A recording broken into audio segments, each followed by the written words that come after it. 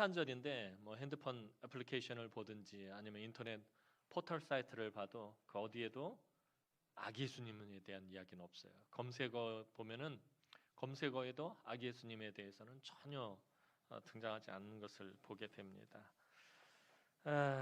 마음이 참 무겁습니다. 늘 성탄 때마다 말씀을 드리는 거지만 이 세상은 점점 성탄절에서 아기 예수님을 지워가고 있어요.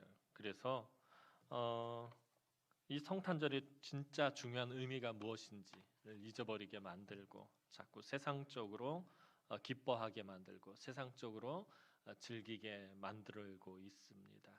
우리 교회에서만큼은 우리 예수 믿는 사람들만큼은 성탄절이 어떤 날인지 분명히 하고 또 그것을 기뻐하고 증거하는 그런 삶을 살았으면 좋겠습니다. 그래서 이번 성탄절은 어떤 말씀을 드릴까 묵상을 하다 요즘 새벽에 이사야서를 강의하고 있는데 이사야서의 말씀을 통해서 성탄의 의미를 한번 되새겨보고 또 우리가 기뻐하고 함께 감사하며 예배할 수 있었으면 좋겠습니다.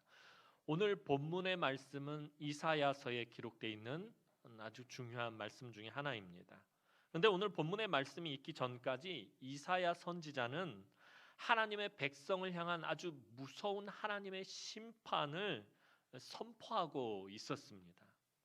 이사야서는 곳곳에서 하나님의 백성들이 그 죄로 말미암아 망하여 대적에게 포로로 끌려가고 그 땅은 황폐하게 될 것이라고 그렇게 예언하고 있습니다. 매우 무섭고 두려운 말씀이 계속 선포되어집니다. 이사야서뿐만 아니라 대부분의 선지서가 하나님의 백성들이 심판을 받고 망하게 될 것을 선언하고 있습니다. 그래서 어떤 분들은 선지서 말씀을 읽기가 매우 부담스러워하시는 분들이 있고 매우 어려워하시는 분들이 있습니다.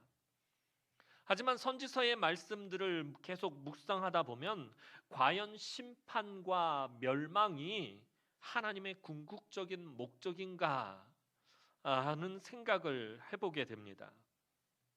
그리고 그렇지가 않다라는 것을 깨닫게 됩니다. 왜냐하면 하나님은 심판만 선언하시는 것이 아니라 심판을 선언하신과 동시에 회복에 대해서, 치유하심에 대해서, 구원하심에 대해서 말씀하시기 때문입니다.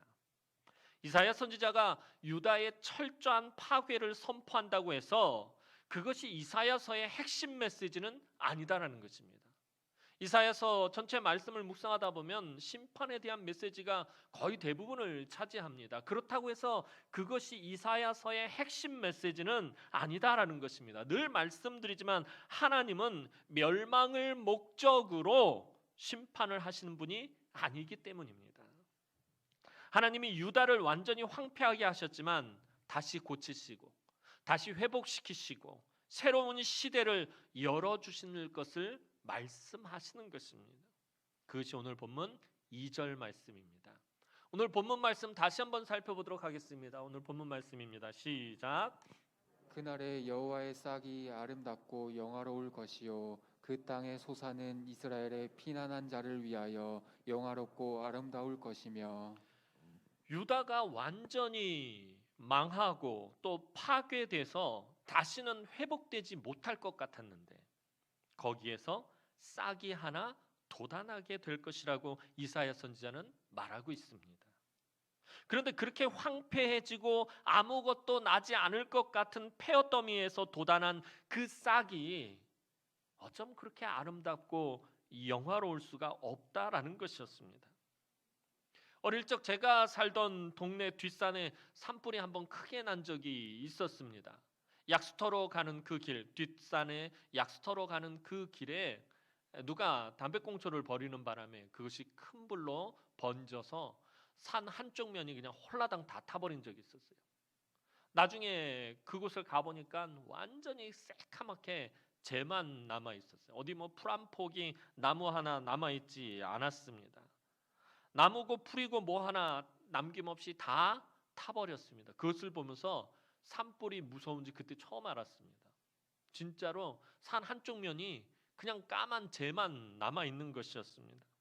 그런데 몇 년이 안 돼서 뒷산이 다시 푸르게 변하는 것이었습니다. 풀도 나고 나무도 나고 그러더니 결국에는 그 모든 죄와 폐허를 그냥 싹 다 덮어버리는 것이었습니다.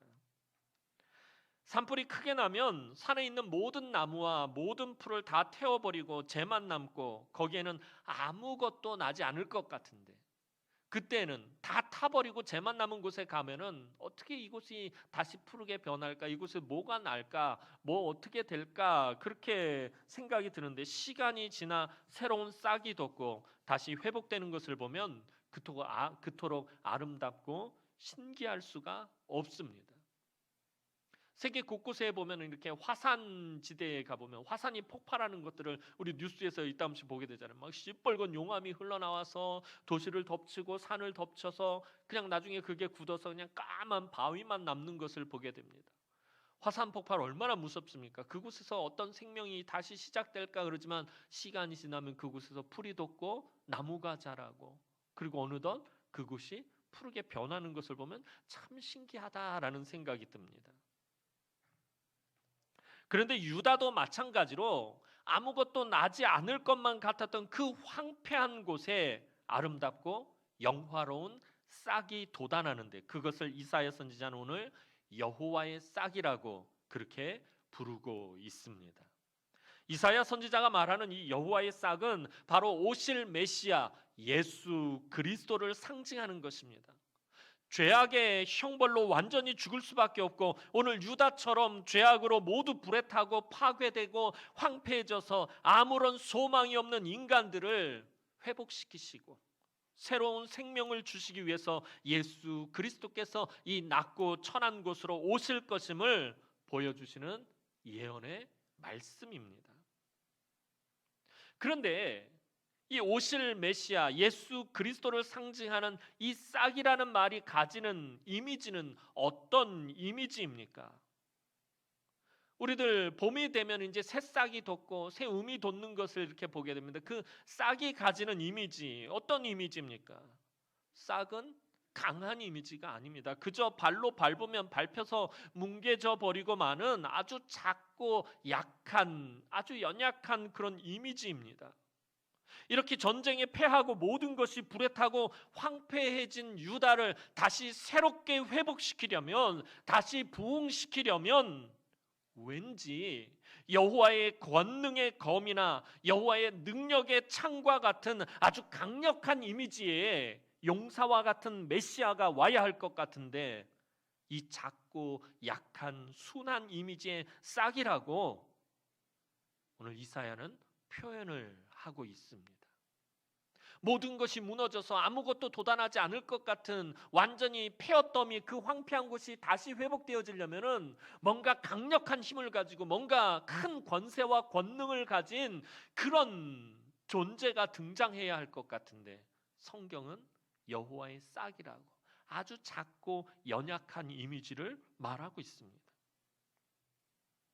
왜 성경은 오실 메시아를 이렇게 작고 연약한 이런 이미지로 설명을 하고 있는 것입니까?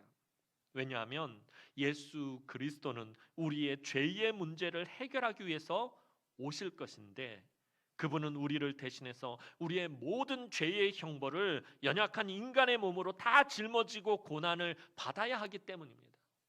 오실 메시아는 인간의 대표가 되어서 인간의 모든 죄값을 다 받아야 하는 그런 존재다라는 것입니다.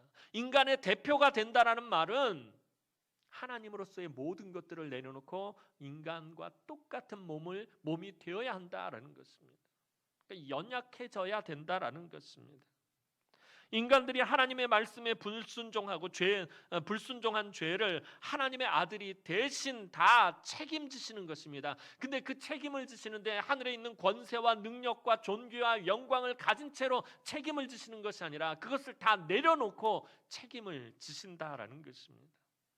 그가 약한 싹으로 이 땅에 와서 친히 그 연약한 몸으로 하나님의 말씀을 죽기까지 순종하시고 우리 죄를 자신이 다 덮어 쓰시는 것을 보여주시는 것이 바로 여호와의 싹입니다. 예수님 당시의 유대인들은 오실 메시아에 대해서 아주 크게 오해를 하고 있었습니다.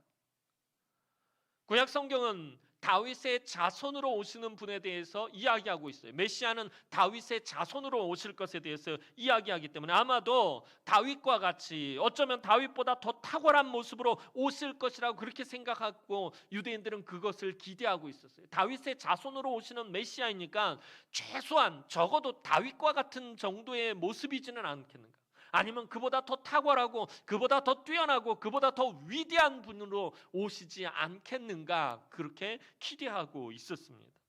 다윗과 솔로몬처럼 정말 뛰어나고 화려하고 대단한 모습으로 나타나서 자기들을 로마의 압제에서 구원하고 새로운 나라를 세우실 것이라고 그렇게 생각을 하고 있었습니다. 그런데 그런 기대를 가지고 있는 그런 큰 갈망을 가지고 있는 유대인들 앞에 등장한 예수님의 모습은 그들의 기대와는 전혀 다른 모습이었습니다. 그래서 복음서를 보면 그들은 철저하게 예수님을 받아들이지 않고 그토록 배격했던 것입니다. 자기들이 생각하는 메시아, 자기들이 기대했던 그 메시아의 모습과는 너무나도 달랐기 때문이었습니다. 아무리 능력을 행해도 자기들이 생각한 그 모습과 다르기 때문에 받아들이지를 못하는 것이었습니다. 예수님의 모습이 어떠했습니까? 너무나도 볼품없고 또 너무나도 여리고 무력한 모습이었습니다. 왕궁에서 태어나야 하는데 마국간 말구유에서 태어났습니다. 왕의 도성인 예루살렘에서 자라야 하는데 촌동네 갈릴리 나사렛에서 자라셨습니다. 다윗이나 솔로몬의 모습으로 등장해야 되는데 다윗이나 솔로몬의 모습이라면 정말 어마무시한 모습으로 이 유대인들 가운데 딱 등장하고 그 카리스마와 능력과 권세와 어떻게 보면 아까 말씀드렸던 것처럼 여호와의 능력의 검을 들고 천군 천사를 대동하고 이 땅 가운데 딱 나타나시기를 아마 유대인들은 그렇게 바랬을 겁니다. 그런데 아무런 매력도 없고 아무런 볼품도 없고 스펙도 없고 관심을 둘 만한 것이라고는 눈꼽만큼도 아무것도 예수님에게서 찾아볼 수가 없었습니다. 이사야 선지자는 이런 메시아의 모습을 이사야서 53장 2절에서 다시 한번 언급하고 있습니다. 이사야 53장 2절 말씀 우리 함께 다시 한번 보도록 하겠습니다. 시작. 그는 주 앞에서 자라나기를 연한 순 같고 마른 땅에서 나온 뿌리 같아서 고운 모양도 없고 흠모할 만한 아름다운 것이 없도다. 이사야가 바라본 오실 메시아의 모습은 연한 순 같고 마른 땅에서 나온 뿌리 같아서 고운 모양도 없고 고운 모양이 없다는 거예요. 어떤 인간적인 매력도 없다라는 거예요. 흠모할 만한 아름다운 것이 없도다. 어떤 스펙도 없고 위대해 보이는 것도 없고 탁월해 보이는 것도 없고 아무것도 가진 것이 없어 보이더라는 것입니다. 그런데 이것이 하나님의 놀라운 은혜입니다. 하나님의 아들이 연약한 사람의 몸을 입고 이 땅에 오셔서 모든 인류의 죄의 문제를 십자가의 고난을 통해서 해결하시고 새로운 생명을 주시는 이것이 말로 다 할 수 없는 하나님의 은혜입니다. 예수님 왜 마국간 말구유에서 태어나신 것입니까? 예루살렘 왕궁에서 태어나실 수 있잖아요. 훨씬 더 좋은 것, 훨씬 더 아름다운 것, 태어나면서부터 온 백성이 칭송하고 찬양하고 기뻐하고 막 천사들이 나팔을 불고 막 그렇게 태어나실 수 있었는데 왜 짐승 우리의 마국간 더러운 그곳에서 태어나신 것입니까? 사람이 짐승 우리에서 태어납니까? 짐승 우리는 짐승이 태어나는 곳입니다. 예수님이 아기 예수님이 짐승 우리에서 태어나신 것은 사람이 가장 비참한 자리에 처해 있는 그 사람까지도 놓치지 않으시겠다라는 것입니다. 왕궁에서 태어나시고 금수저의 삶을 사시고 엘리트 코스를 밟으셨다면 가난하고 힘없고 못 배운 사람들은 어찌 되는 것입니까? 주님은 정말 짐승이 사는 곳에서까지 사는 정도로 가장 비참한 인생을 사는 사람들까지도 놓치지 않으시겠다라는 그래서 말구유에서 태어나신 것입니다. 이것이 말로 다 할 수 없는 하나님의 은혜입니다. 그래서 저와 여러분이 독생 성자를 아낌없이 내어주시는 하나님의 이 신비하고도 놀라운 은혜가 없으면 저와 여러분들은 살 수 없는 것입니다. 저와 여러분들에게 왜 영생이 허락되어진 것입니까? 우리 주님이 이 낮고 찬한 곳 짐승이 태어나는 그 마구간까지 짐승의 축사까지 내려오셨기 때문입니다. 하나님의 이 신비하고 놀라운 은혜의 결정체가 바로 성탄인 것입니다. 늘 성탄절이면 제가 말씀드리는 게 그거잖아요. 그냥 사실 성탄절은 우리가 마냥 기뻐하고 즐거워할 만한 날은 아니다라는 거예요. 우리가 기뻐하고 즐거워하고 이 기쁨의 소식을 전해야 하겠지만 하나님의 입장에서 바라보면 이 날은 너무나도 슬픈 날이고 너무나도 괴로운 날인 것입니다. 하나님이 당신의 모든 것들을 내려놓고 연약한 인간의 몸을 입은 날이기 때문에. 그렇다면 하나님은 왜 이런 은혜를 베푸신 것입니까? 도대체 저와 여러분들이 뭐라고 이 낮고 찬한 곳까지 마구간 그 말구유 짐승의 축사에 그 마구간 그 더러운 곳에서 태어나신 것입니까? 왜 이런 은혜를 베푸셨느냐라는 거예요. 다른 이유가 없어요. 딱 한 가지입니다. 하나님께서 우리를 너무나도 사랑하셨기 때문에. 그 외에는 이유가 없는 거예요. 우리가 아직 하나님을 알지도 못했을 때부터, 아니 그보다도 훨씬 오래전부터, 수천 년 전부터 하나님은 저와 여러분들이 이 땅에 존재하기도 전부터 우리를 사랑해 오셨어요. 지금도 사랑하시고 앞으로도 사랑하시고 영원토록 사랑해 주실 것이에요. 그리고 가장 존귀한 것을 저와 여러분들을 위해서 아낌없이 내어주셨습니다. 독생자의 생명을 이미 내어주셨다라는 것입니다. 그것이 요한복음 3장 16절 말씀입니다. 여러분들 너무나 잘 아는, 다 외우는 말씀이죠. 요한복음 3장 16절 말씀 우리 한번 보도록 하겠습니다. 요한복음 3장 16절 말씀입니다. 시작. 하나님이 세상을 이처럼 사랑하사 독생자를 주셨으니 이는 저를 믿는 자마다 멸망하지 않고 영생을 얻게 하려 하심이라. 이 땅에 왜 예수님을 보내주셨어요? 저와 여러분들이 멸망하지 않고 영생을 얻게 하시기 위해서 예수님을 이 낮고 천한 곳까지 내려본. 사도 요한은 분명히 이처럼 사랑하셨다라고 말하고 있어요. 독생성자를 이 낮고 천한 곳까지 내려보내신 하나님의 사랑, 이처럼 사랑하셨다라고 말하고 있어요. 근데 이 이처럼이란 말은 감탄사입니다. 매우 감탄하는 말씀이에요. 즉 이처럼 사랑하신다라는 것은 이보다 더 큰 사랑은 없다라는 것입니다. 다시 말해서 하나님의 사랑은 최고의 사랑이라는 것을 말씀해 주시는 것입니다. 사람들도 사랑하는 사람들에게는 무엇이든지 나누어 주기를 좋아합니다. 내가 사랑하는 사람, 내가 좋아하는 사람에게 내가 가진 것을 나누어 주는 건 기뻐합니다. 하지만 그 범위는 자기가 줄 수 있는 범위에 한정되어 있어요. 그리고 내가 좋아하는 사람, 내가 사랑하는 사람으로 한정되어 있어요. 자기의 것을 그저 조금 나누어 주는 정도입니다. 자기의 모든 것을 완전히 포기하고 완전히 버리면서까지 사랑을 주는 경우는 거의 없습니다. 그런데 하나님이 주시는 사랑은 하나님의 것을 조금 나누어 주는 정도의 사랑이 아닙니다. 당신의 모든 것을 다 아낌없이 내어주시는 사랑입니다. 하나님이 가지신 영광과 권세와 능력과 존귀, 이 모두를 포기하는 사랑입니다. 하늘의 것을 다 버리고 이 땅에 아주 작고 약한 싹이 되어서 결국에는 완전히 짓밟히시기까지 하셨습니다. 하나님은 늘 그런 사랑으로 우리를 대해 주셨습니다. 하나님의 인간 구원의 계획은 전능하신 하나님께서 연한 순과 같고 아주 작고 약한 싹과 같은 인간의 몸을 입고 이 땅 가운데 오시는 일에서 시작되었습니다. 성자 하나님은 모든 천지 만물을 지으신 창조주의 자리를 비우시고 이 낮고 천한 곳까지 내려오셨습니다. 가장 높은 곳에서 가장 낮은 곳으로 내려오셨습니다.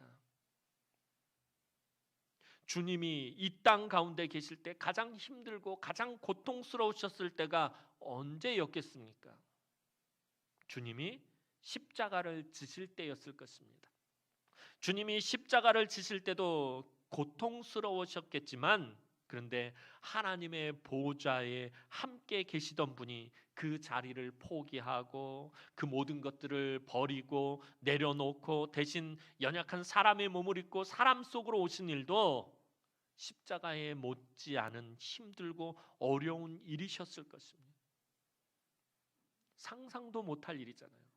온 우주보다도 크신 분께서, 그 광대하신 분께서, 그 영광과 존귀를 감히 가늠할 수 없는 그 분께서 그 모든 것들을 내려놓으시고, 지난 주일날 말씀드렸던 것처럼 아주 작은 세포 덩어리가 되어서 여자의 몸에 계시는 것, 이게 상상이나 할 수 있는 일입니까?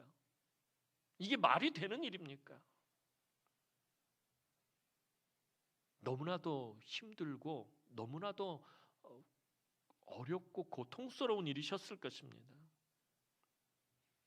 사람은요, 낮은 곳에서 높은 곳으로 올라가려는 성향이 있어요. 낮은 곳보다 높은 곳을 더 좋아합니다. 높아지기를 누구나 다 원하고 바랍니다. 그래서 높은 곳에 있다가 조금이라도 낮은 곳으로 내려오면 너무나 힘들어하고 절망하는 것들을 보게 됩니다. 사람이 언제 절망합니까? 높은 곳에 있다가 조금이라도 낮아지면 그렇다라는 거예요.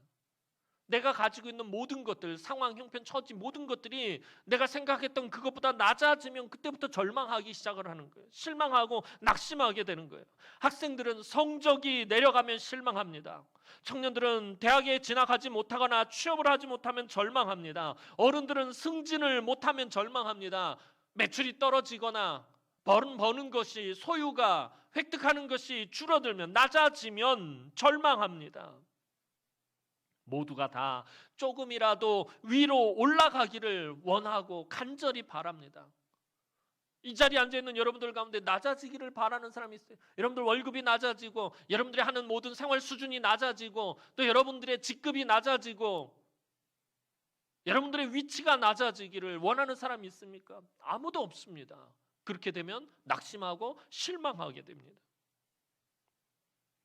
조금이라도, 아주 조금이라도 위로 올라가기를 다 원합니다. 아이들도 마찬가지입니다. 하물며 스스로 높은 자리에서 낮은 자리로 내려온다는 것이 얼마나 힘들고 어려운 일이겠습니까? 하나님이 성육신 하신 것, 아기 예수님으로 이 땅 가운데 태어나시는 것이 어떤 것인지 여러분들 이해하려면 그런 것들을 생각해 보시면 되는 거예요. 여러분들이 가지고 있는 모든 것들이 다 낮아진다고 생각해 보세요. 그냥 가장 대표적으로 여러분들의 월급이 갑자기 확 줄어든다고 생각을 해보세요. 여러분들의 수입이 확 줄어든다고 생각을 해보세요. 미치고 홀짝 뛸 일일 거예요. 어떻게 살라고? 벌써 한숨이 터져나오고 근심하고 염려하게 될 거예요. 그게 높은 곳에서 낮아지는 그런 절망, 좌절, 그런 것들이에요. 하나님이 이 낮고 천한 곳까지 내려온다라는 것이 어떤 고통인지는 여러분들이 자신은 알고 있는 거예요.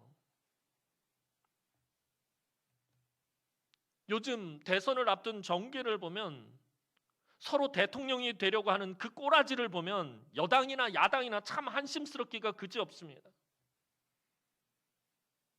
모두가 높아지려고만 하지 낮아지려고 하는 사람 한 사람도 없습니다.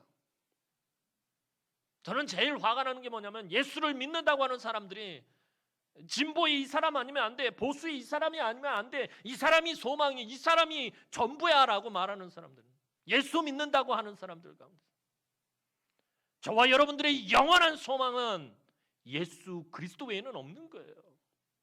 여러분들 정말 그 사람을 위해서 기도한다면 하나님 이 사람을 사용해 주십시오. 이 사람을 붙들어 주십시오. 그렇게 기도해야 돼요. 이 사람만이 우리의 대안입니다. 이 사람만이 우리의 소망입니다. 이 사람만이 우리의 희망입니다. 여러분, 예수 그리스도 외에는 아무도 없는 거예요. 예수 믿는 사람들 입에서 예수 말고 다른 소망을 부르짖어서는 안 된다라는 거예요. 참 통탄스러운 일입니다. 그래서 제가 우리 성도들에게 늘 얘기하죠. 교회에서 절대로 정치 얘기하지 말라고요. 교회는 정치를 얘기하는 것이 아니에요. 예수 그리스도를 이야기하는 것이에요. 예수 그리스도의 은혜를 나누는 것이에요. 예수 그리스도의 복음을 선포하고 그 복음의 은혜를 누리고 그 복음 가운데 거하고 그 복음을 붙드는 것이 교회입니다. 그리고 그리스도인들이고요. 이 세상 사람들을 보세요. 무슨 소망이 있어요? 높아지려고만 하지 낮아지려고 하는 사람 단 한 사람도 없습니다. 그런 사람이 어떻게 우리의 소망이 될 수 있어요? 어떻게 해서든지 수단과 방법을 가리지 않고 올라가려고만 합니다. 그런데 우리 주님은 하늘의 그 엄청난 영광의 보좌를 버리시고 이 땅에 가장 약하고 여린 여호와의 싹이 되셨다라는 거예요. 이게 쉬운 일이겠습니까? 우리는 어떻게 하다 보니까 그냥 이게 당연한 것으로 받아들여지는 거예요. 저와 여러분들이 예수 그리스도를 믿고 이렇게 구원의 백성이 된 것, 이렇게 성탄절을 기쁘게 보내는 것 당연한 것으로 생각하는 거예요. 당연한 것 아닙니다. 세상에 당연한 것이 어디 있습니까? 우리 주님은 여호와의 싹이 되기 위해서 싹은 땅에서 움트는 거예요. 저 하늘 높은 곳에서 그 영광의 보좌를 버리시고 땅으로 내려오셨다는 거예요. 가장 낮고 천한 말구유에서 태어나셨고요. 제자들의 발을 씻기셨고요. 온갖 부정하고 더러운 그 병자들의 그 모든 것들을 다 그 손으로 만지셨고요. 모든 죄인들을 친구 삼아 주셨고요. 십자가에서 결국엔 온갖 수모를 기꺼이 당하시고 십자가 위에서 인간들에게 짓밟히셨어요. 이것이 온 우주를 통틀어 가장 큰 희생이고 가장 큰 사랑이다라는 거예요. 사랑하는 성도 여러분, 우리는 나무를 볼 때면 열매가 가득하고 잎이 무성하고 아름다운 꽃이 잔뜩 피어있는 아름드리 나무만을 바라봅니다. 그 나무가 있기까지, 그 나무가 존재하기까지 아주 작고 약한 싹에서 시작한 것을 우리는 생각하지 않습니다. 우리가 누리는 이 큰 구원의 은혜는 모든 것을 다 희생하신 여호와의 싹에서 시작한 것입니다. 우리가 이렇게 기쁘고 즐겁게 누리는 성탄절은 모든 황폐한 것을 회복시키는 여호와의 싹에서 시작한 것입니다. 오늘 우리는 성탄절 예배를 드리며 첫 번째 성탄절을 준비하셨던 주님의 모습을 되새기고 우리 가운데 오신 아기 예수님이 어떤 분이며 그분이 어떤 과정을 거쳐서 이 땅에 오셨는지, 그리고 왜 이 땅에 이렇게 작고 연약한 모습으로 오셔야 했는지 반드시 기억해야 합니다. 사랑하는 성도 여러분, 우리 모두는 코로나로 인해서 참 힘들고 어려운 시간 한복판을 지나가고 있어요. 정말 2년 전만 해도 상상도 못했던, 생각지도 못했던 이 코로나 바이러스, 이게 뭡니까? 너무나 힘들고 고통스럽고 괴로운 시간, 이렇게 힘들었던 연말이 아마 없었을 것이에요. 이렇게 힘든 시간을 지나가고 있어요. 언제 회복되어질지, 언제 일상으로 돌아가게 될지 아무도 몰라요. 그냥 요즘 바라보면 모든 것이 다 황폐해졌잖아요. 사람의 마음들도 각박해지고 삶도 각박하고 어둡고 언제 회복되어질지, 언제 일상으로 돌아가게 될지 아무도 모르고 기약도 없습니다. 하지만 우리를 치유하시고 우리를 회복하시는 여호와의 싹이 우리 가운데 있음을 이제 성탄을 통해 믿음으로 바라보시며 기쁨과 감사함으로 우리 주님처럼 낮은 곳에서부터 다시 시작하고 다시 헌신하고 다시 섬기고 다시 예배하며 회복의 2022년을 시작하는 주의 귀한 우리 남흥의 모든 성도들이 되기를 주님의 이름으로 축원합니다. 기도드리겠습니다. 사랑과 은혜가 많으신 아버지 하나님, 은혜와 사랑을 진심으로 감사를 드립니다.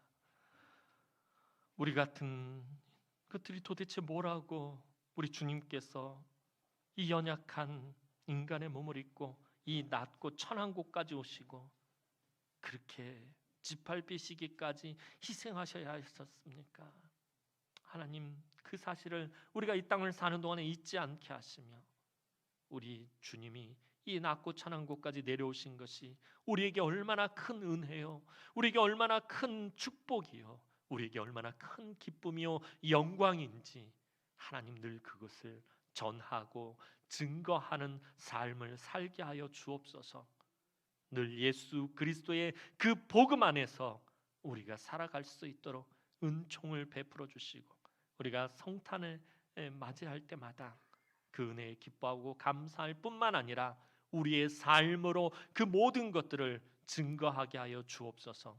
하나님, 지금 코로나로 인해서 모든 성도들 뿐만 아니라 이 땅의 많은 사람들, 모든 사람들이 참 힘들고 어려운 시간을 지나가고 있습니다.